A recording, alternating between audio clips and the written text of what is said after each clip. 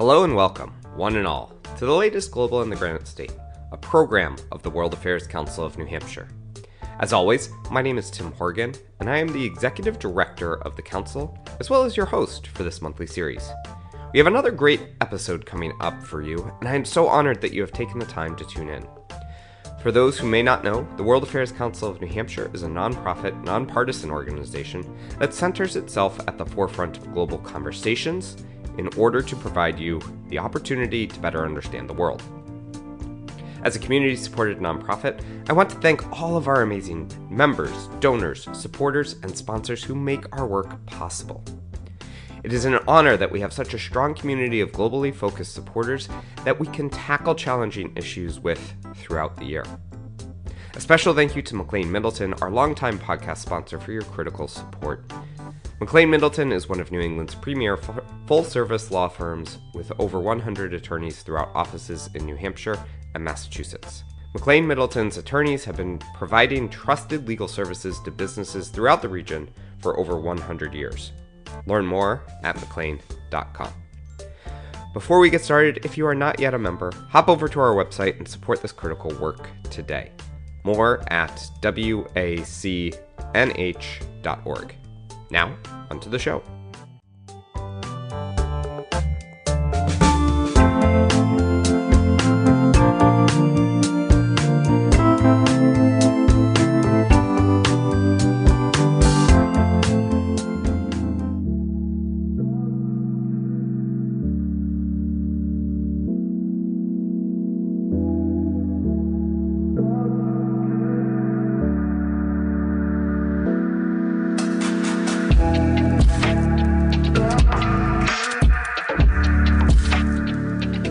The actions that the Russians undertake in the region are, in my view, entirely transactional. They're not doing anything because it seems to be the right thing for them to do. It's the right thing for the region.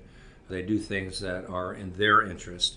This is Vice Admiral John W. Miller, a 36-year veteran of the United States Navy, commander of several warships, including the aircraft carrier Constellation, an F-14 navigator, and a flag officer across the Middle East. He visited New Hampshire as part of the U.S. Global Leadership Coalition's work to build understanding of the importance of global issues, specifically the intersection of diplomacy, development, and defense. We were honored to have the opportunity to speak with him and gain his insights into the Russian history of engagement in the Middle East and why it is important for the United States to understand the country's goal in the region. And where their interests align with other countries in the region, like Syria and like Iran in particular, then they get along well.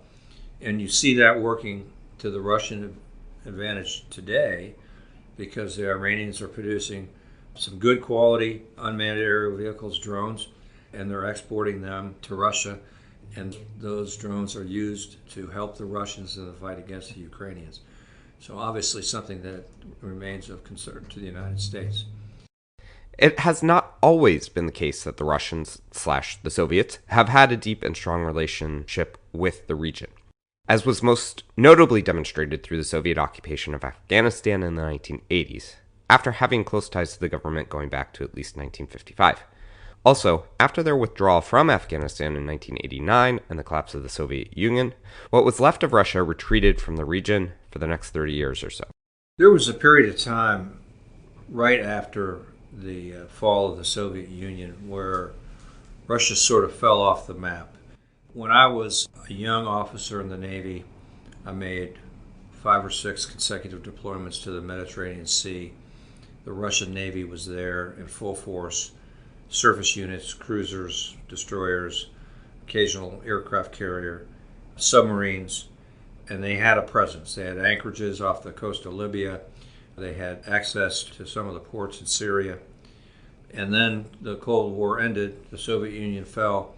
There was no longer a Russian naval presence or military presence in the region. In their sphere of influence during the Cold War days, they had the Egyptians, they had the Syrians. They had access to warm water ports, so the ability to go from Crimea, which was at one point part of the Soviet Union, through the Black Sea into the Mediterranean Sea, and then find ports, but then they just stopped doing it. And so that situation stayed that way until the Syrian Civil War. Before we hop into the relationships that Russia maintains in the region today, which started with an intervention in the Syrian Civil War, let's take a look at what interest Russia has in the Middle East. Some of them do revolve around oil and gas, and I'm not one that would tell you that our sole interest in the Middle East is the oil and gas, but you can't ignore the fact that there are significant deposits of both, and they have to transit through the Strait of Hormuz to get to the places that they need to go, primarily over into Asia, so across the Indian Ocean and through the Strait of Malacca.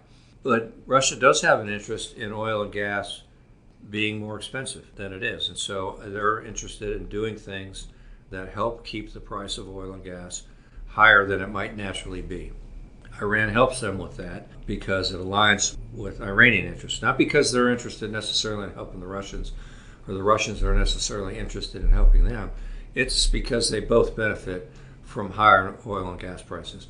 And so when you create this sort of instability in the region, you create doubt about the ability of oil and gas to transit through the region, whether it's in the Red Sea, so Bab el-Mandeb on the southern end, the Suez Canal on the northern end, or through the Strait of Hormuz. They both benefit from the fact that oil and gas prices get stressed, they go up, and they make more money. Interestingly, despite the sanctions, I think the Russians are better off economically today than they were before the war in Ukraine started. And so because of the way they've set themselves up, with the Europeans in particular, it actually has been a money maker for them, and they're using that money to produce war materials. In addition, as the United States has tried to focus its time and attention elsewhere, this has provided Russia with another reason to remain engaged in this region. The U.S. has lacked presence and leadership over the last decade for sure in the region. In 2013, we came out with a security strategy that said we are going to pivot to the Pacific, maybe one of the worst diplomatic phrases in history. You know, it's a little bit like the new Coke. So we changed the terminology, but what's not lost, and it's still in our national security strategy, what's not lost on anyone is that we are more interested in things that are happening in the Pacific because it's a greater threat to the United States and really to the rest of the world in terms of the Chinese desire to establish a new world order. The Russians are part of that effort because it's in their interest to do things that aren't in our interest, and it helps keep us involved in places maybe we would like to be less militarily involved, and it prevents us to a certain extent from exercising the kind of diplomatic initiatives that we'd like to be able to do because of the feeling on the part of many of the nations in the Middle East that we're not as interested. And so it doesn't matter, and what we say we may not back up with specific actions. And so you see wherever there's an opportunity, you see malign Russian activity. We see it to this day in Syria. We see it to a lesser extent in Iraq. But they're going to continue to remain involved because it takes up time and intellectual energy on the part of our diplomatic community and physical energy on the part of our military. As Vice Admiral Miller mentioned earlier, the Russians regained a foothold in the region due to the Syrian Civil War. While Russia had maintained relations with Syria for quite a while, it was considered one of the few remaining friends it had in the region. After the toppling of Gaddafi in Libya, Russia began to worry that the fall of the Assad regime would lead to a further drop in prestige for Russia and diminish the power of their security guarantees. In addition, the Russian government has feared successful revolutions, particularly in majority Muslim countries, as they have fought a long civil war in the Chechnya region led by Islamic forces for decades or even centuries, depending on how you count it. So, when the civil war broke out in Syria and Assad used chemical weapons against his own people, it was a strategic opportunity for Russia to step in and achieve strategic goals. President Obama had a red line. The red line was that if Assad uses chemical weapons against his people, that'll be a red line. He crossed that red line, and before military action was taken, the Russians came in and volunteered. They said, hey, we will help you get rid of the chemical weapons coming out of Syria. And the United States, along with the United Nations, agreed with that. And it had been about 30 years since the Russians or the Soviets had really been involved anywhere in the Middle East. So it gave them an opening that they hadn't had before. It had the good effect of, in fact, getting rid of chemical weapons. There's a whole process that we worked, the United States and the UN worked closely with the Russians to get these chemical weapons out. They went to a ship in the Mediterranean that could convert these chemicals into things that were inert and not harmful to people. And so from that point, it was a success. The flip side of that, of course, is it gave the Russians an opportunity to be back in force in the region, and in particular in Syria, because they had a land port, an airport, and a seaport that they had access to. And that was the first time they'd had that kind of access since the Cold War had ended. They've taken good advantage of that in order to prop up the Assad regime.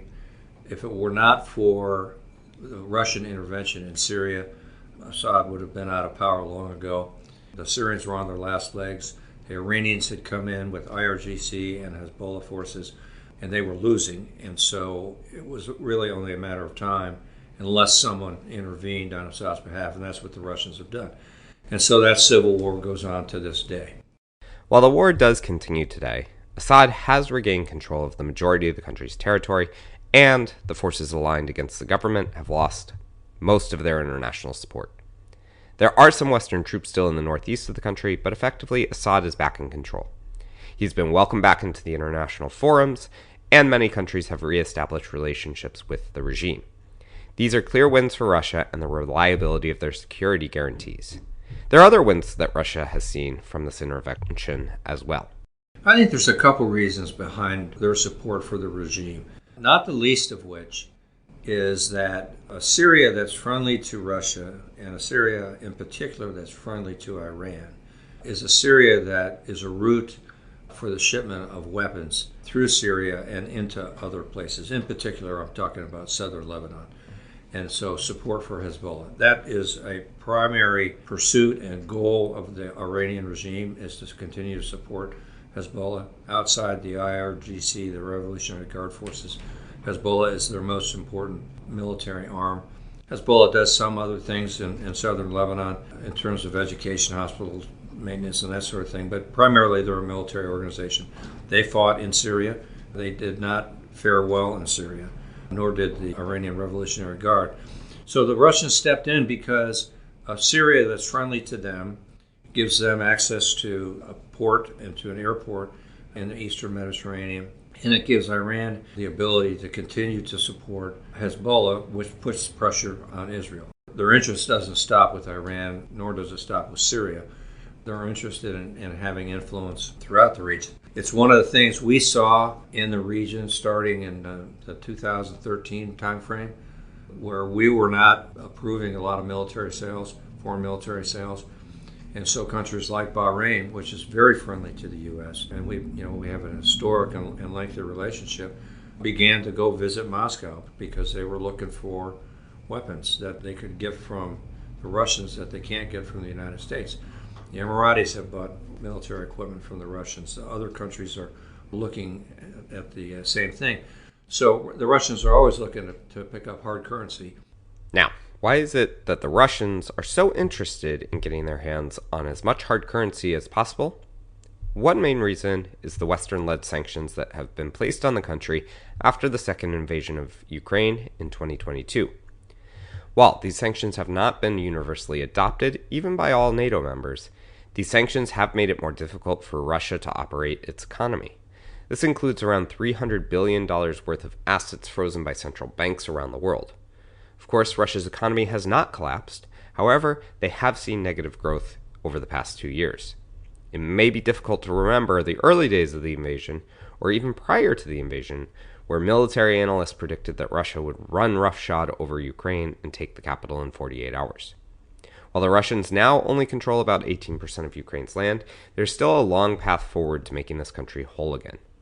Despite how things played out on the ground, there are many reasons that Russia, and many outside analysts, thought that this would be an easy win for the country. There are two events, I think, that translate into Russian confidence that an invasion into Ukraine would be a matter of a few days before they were in Kyiv and installing a public government that was friendly to Moscow. The first was the 2014 takeover of Crimea, which was done virtually without a shot being fired, bloodless. The whole world watched. No one did anything. And frankly, even the Ukrainians didn't raise enough of an alarm to garner a lot of opinion from the world about it. Just sort of, you woke up one day and the Russians were in charge of Crimea, and nobody seems to really think that that was terribly important. So I think that gave them confidence in what they could do, freedom of action-wise, but also confidence in their military. I think the same is true with their military successes in Syria. Obviously, a very different military situation than what they face in Ukraine.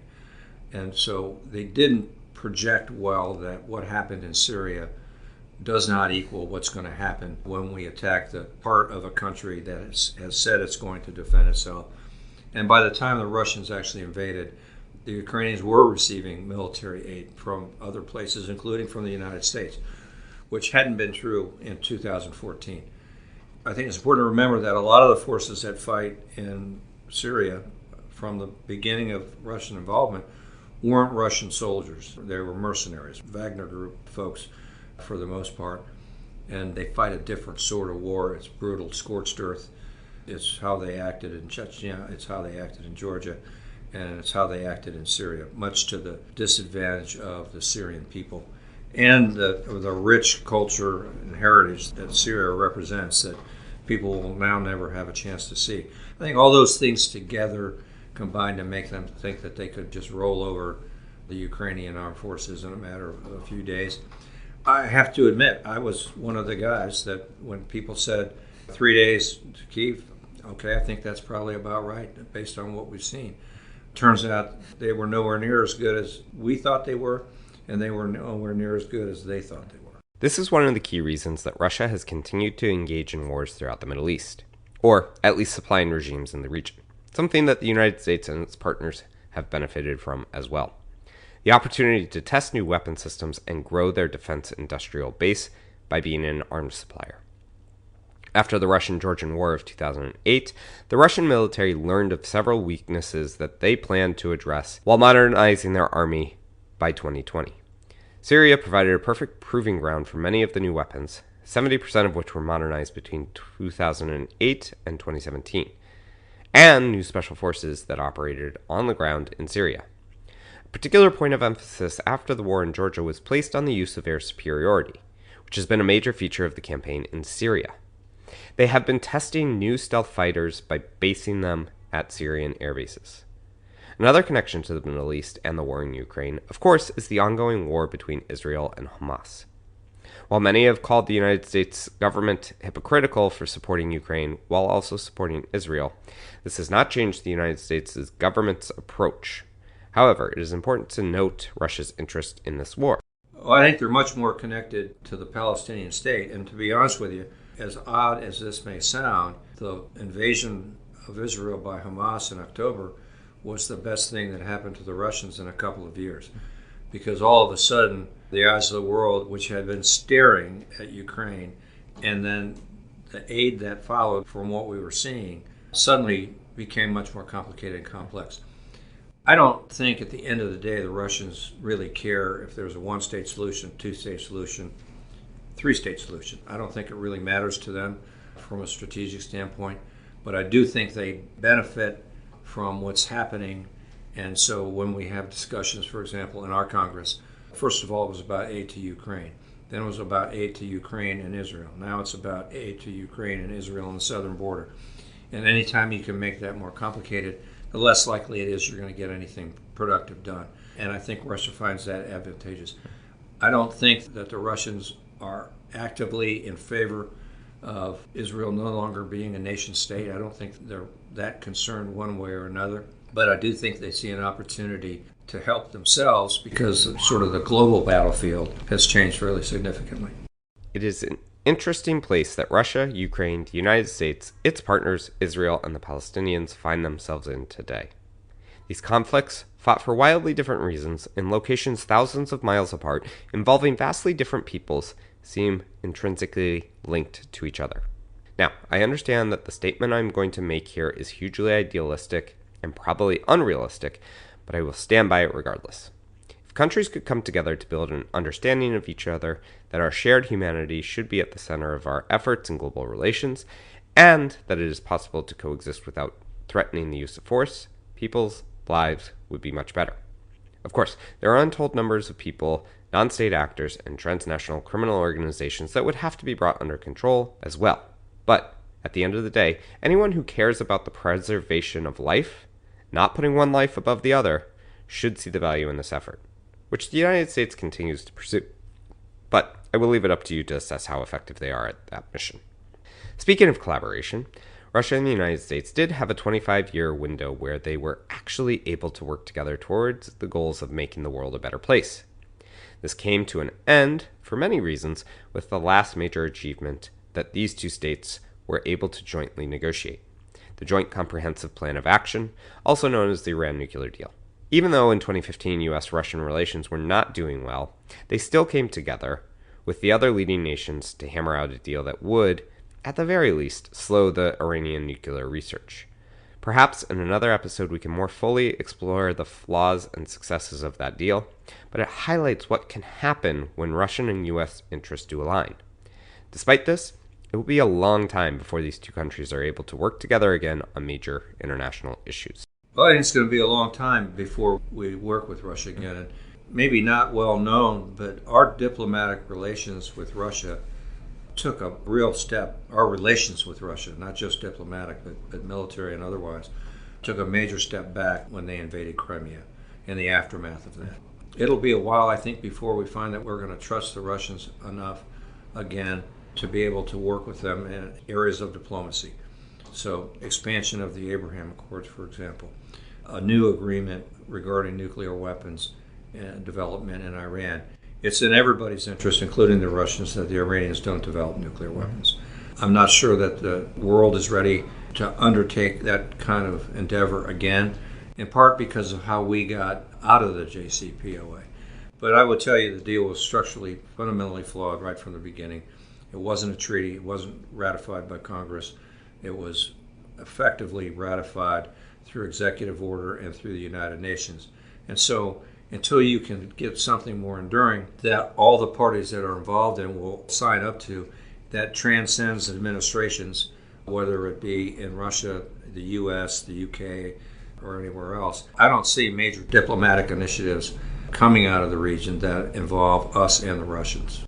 At the end of the day, this is a bad thing, as there are so many global issues that require joint action, and while Russia is not the superpower it once was, it certainly has shown itself as willing to disrupt where it can and to work against global action where that country feels it is in their interest.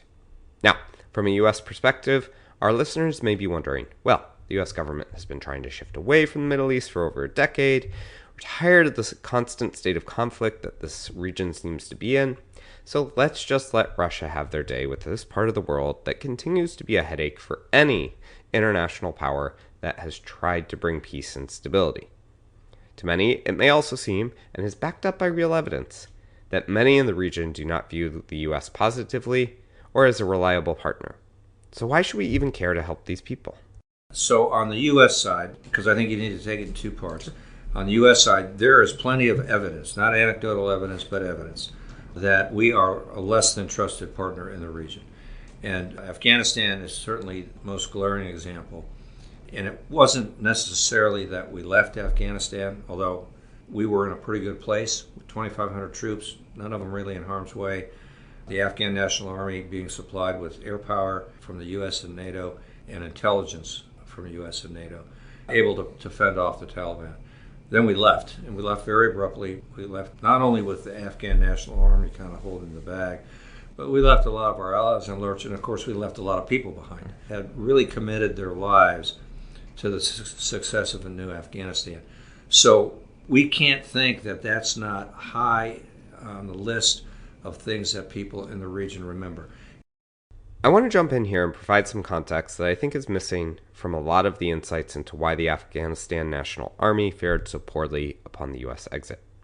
Yes, the abruptness of the departure, the fleeing of the president, the phantom regiments, and corruption all played a part. But not many people talk about the thousands of Western contractors who were in the country supporting the National Army with logistics, mechanics to maintain aircraft, technologists running sophisticated and proprietary technology that helps the Army understand and react to threats. Okay, Now, back to Vice Admiral Miller on why the question of Russian engagement in the region matters. And then there are other things. It was what happened in Egypt and the events that led to Sisi coming into power. You look at some other things. There was attacks by Iranian IRGC or Iranian proxies into the Gulf states that largely went unanswered, and the U.S. seemed largely unconcerned. So what kind of a security partnership is it if you get attacked and your security partner isn't really willing to do anything about it?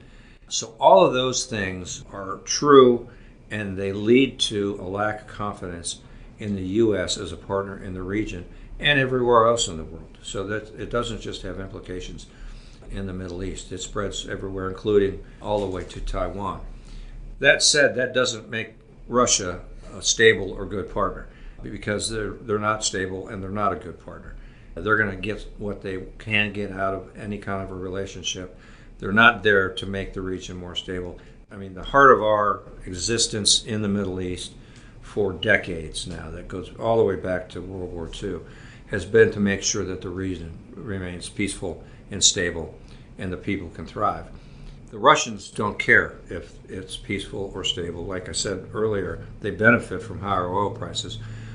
We often forget a lot of oil and gas goes out of the Gulf, but a lot of things, commodities, go in, because they're growing populations. They're reliant on maritime trade. A country like the UAE gets something like 90% of its food from the sea, and it's not delivered over land. It's not produced indigenously, and so if you had to choose between the U.S. and Russia today, I'd say you're in a difficult position, because we've not shown ourselves, particularly the last decade or so, that transcends a number of administrations. We've not presented ourselves as a particularly reliable ally. We've not taken advantage of the fact that most of the countries in that region would like us to be a reliable ally. We have a history with them. We have relationships with them. We sell them a lot of military equipment. That could be used to the advantage of all to make the region more stable if we provided the leadership and the policy that allowed them to understand that we are a good partner and we're in it for the long haul, because we should be. As we round out today's discussion, I asked Vice Admiral Miller to provide some insights on why he believes that America and Americans should remain engaged and interested in the world. I think it is absolutely true that the world is a better place when the United States is out and about in that world. Some of that is through military presence, and when we look at where we have military presence, we're in a lot of different places. And while we don't have huge numbers of troops deployed anywhere, we have significant numbers in many places around the world, including in Japan, in Korea, in Europe. And all of those deployments added together make the world a safer place. What that military commitment also tees up for us, and also allows the United States to do, is to be more powerful in the diplomatic world and in diplomatic discussions. But we need a consistency to that and an understanding amongst the people in the world, much like they had during the Cold War. Everybody in the world knew that the United States was not going to give up and lose the Cold War to the Soviet Union. Everybody in the world needs to know today that we will stand up for justice and for peace and for stability and for security around the world. And if you're prepared to do that militarily, generally you don't have to. You can do it diplomatically. You can do it through developmental aid, which the United States is better at doing than just about anybody.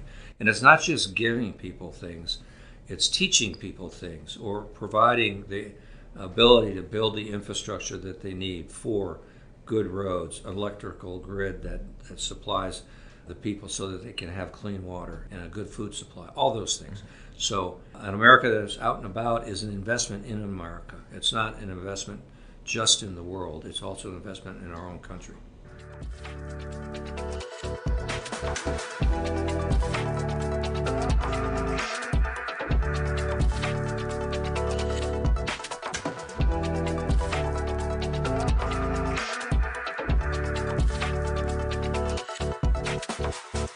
Thank you for listening today, and thank you to Vice Admiral Miller for taking the time to share his insights. This has been The Global in the Granite State. a program of the World Affairs Council of New Hampshire. We appreciate your interest and support in continuing these conversations, and I hope that you have learned some new insights, had your perspective challenged, and that you will share this with your own network. The more global conversations we can have, the better a world we can create. No one person can row this huge global ship on their own, but if we all start rowing in the same direction, we can achieve amazing things.